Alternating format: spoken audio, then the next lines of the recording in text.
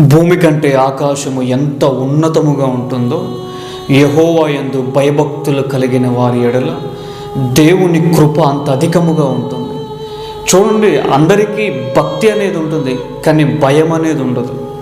అంటే దేవుని నమ్ముతారు, గుర్తొచ్చినప్పుడు దేవుడి దగ్గరికి వస్తారు, దేవుని మాటలు గుర్తుంటాయి, దేవుని మాటలు వింటారు, కానీ భయం అనేది ఉండదు.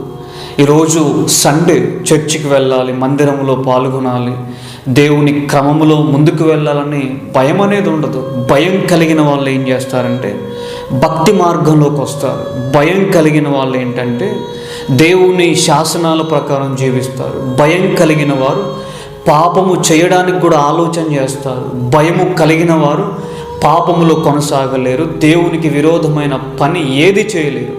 భయము కలిగిన వారు దేవుని ఉపదేశానుసారంగా జీవిస్తారు. కాబట్టి నువ్వు ఎప్పుడైతే దేవుని భయము